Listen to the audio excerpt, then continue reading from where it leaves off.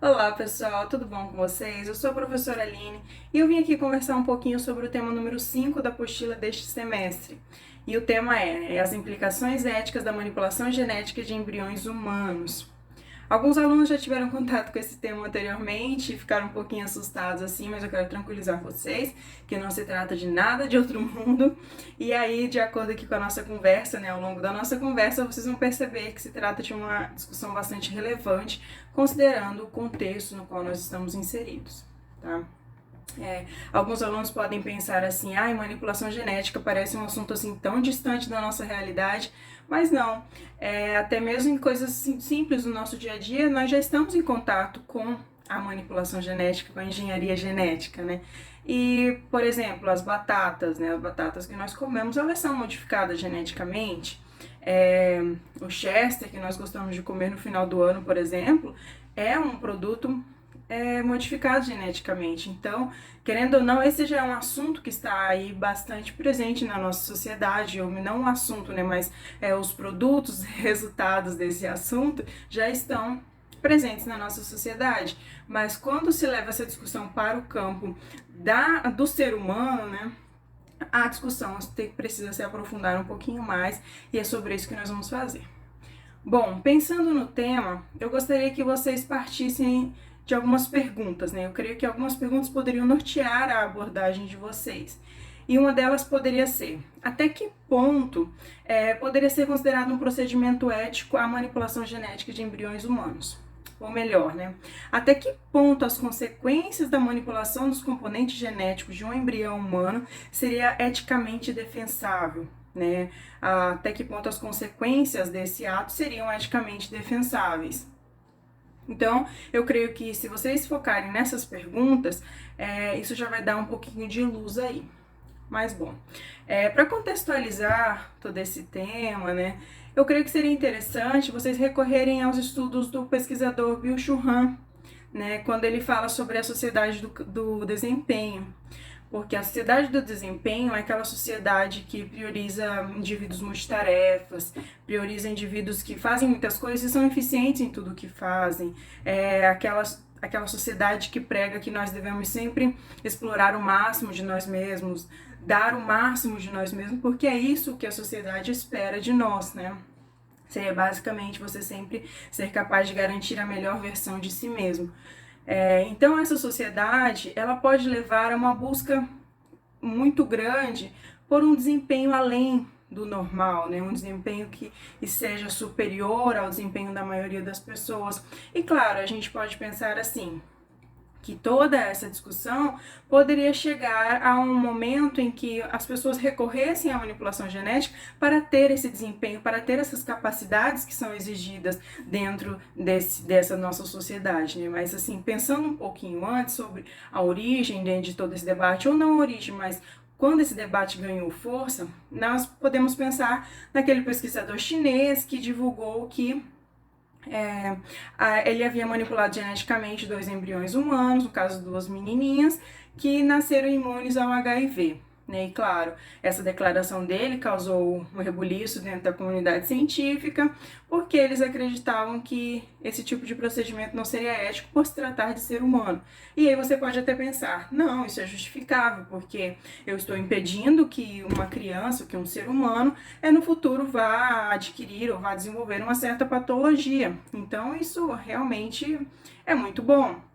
Mas a gente pode pensar assim, se eu posso fazer com que o meu filho não desenvolva no futuro alguma doença, não adquira alguma doença, eu posso também fazer com que ele nasça com uma determinada capacidade, com uma certa habilidade, que o fará um super atleta ou um super gênio, né? Não sei se já pode ser super gênio, mas enfim, que ele possa se tornar um gênio. E aí a gente pensa, quais seriam as consequências disso? Né? Quais seriam as pessoas ou as famílias que teriam condições de fazer essa manipulação genética para que os seus filhos nascessem com certas capacidades, certas habilidades? Será que isso não levaria a uma maior segregação da sociedade? E eu creio que é nisso que vocês devem pensar. Tá? Porque, claro, é um pouco triste ter que reconhecer isso, mas é verdade que a nossa sociedade, ela dá mais valor os indivíduos saudáveis, né? Tanto física quanto cognitivamente, vamos dizer assim. E claro, se eu posso garantir que meu filho tenha isso que é exigido, eu vou fazer, né? E claro, quem não tem a possibilidade de fazer isso, o que é que vai acontecer com essas pessoas, né? E aí eu já adianto para vocês, né, se vocês quiserem fazer uma referenciação aí em relação a isso, um exemplo bom seria o filme Gattaca, porque ele mostra claramente o que aconteceria com a sociedade caso houvesse essa segregação, né? Caso algumas pessoas tivessem as condições para manipular geneticamente os embriões, né? E outras pessoas que não teriam essas mesmas oportunidades. E aí vocês podem ver no filme que a sociedade ela é dividida entre os válidos e os inválidos, né? E os válidos, claro, são aqueles que passaram pela manipulação genética e, portanto, têm as melhores oportunidades, têm os melhores empregos e têm maiores desempenhos também.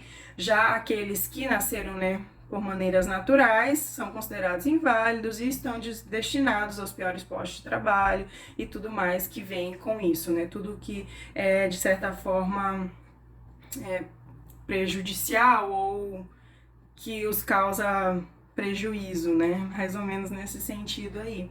Então, são situações que vocês podem pensar a respeito, tá?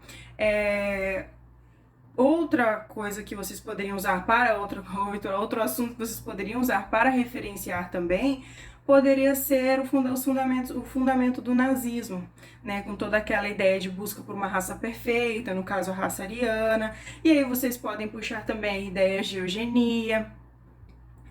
Se vocês quiserem trazer essa discussão para o contexto nacional, vocês poderiam fazer uma pesquisa sobre o Renato Kell, que é considerado o pai da eugenia no Brasil, né, que entre as suas ideias, né, de eugenia, ele declarava coisas como a segregação de deficientes, a esterilização de criminosos, né, para que o gene deles não fosse perpetuado, não passassem adiante e tudo mais.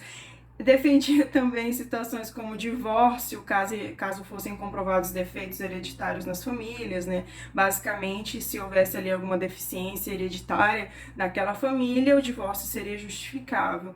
Então, todas essas situações vocês podem pensar em relação à manipulação genética. Quais seriam as consequências de tudo isso, né? As consequências seriam éticas. Seria ético eu modificar geneticamente uma criança para que ela nasça com certas habilidades, sendo que eu sei que nem todas as outras pessoas passariam por isso? E você pode pensar que todo esse processo ele é produzido em busca de tirar certas características das pessoas, né? Características que normalmente estão associadas à fragilidade, à debilidade, para que se tornem super pessoas, tenham características acima da média.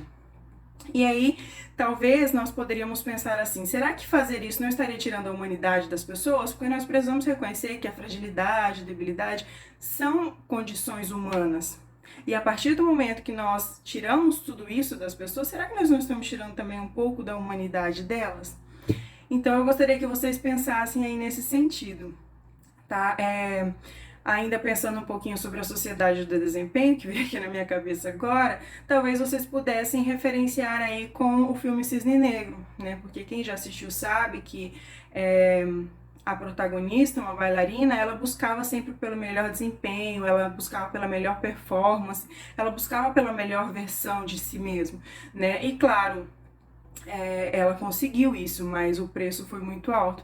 E talvez vocês poderiam estabelecer uma relação entre o que aconteceu com a bailarina e o que poderia acontecer com a sociedade, caso esse tipo de prática se tornasse comum. Então, é isso. Tá? Eu espero que eu tenha contribuído um pouquinho para o entendimento de toda essa questão. E nós, os professores, estaremos aí para tirar qualquer dúvida que ainda venha a surgir. E eu espero que vocês gostem de escrever sobre esse tema, tá? Eu gostaria de agradecer também muito a professora Maíra, que toda essa discussão surgiu de uma conversa com ela. E é isso, pessoal. Muito obrigada. A gente se vê e vamos lá produzir a nossa redação. Tchau, tchau.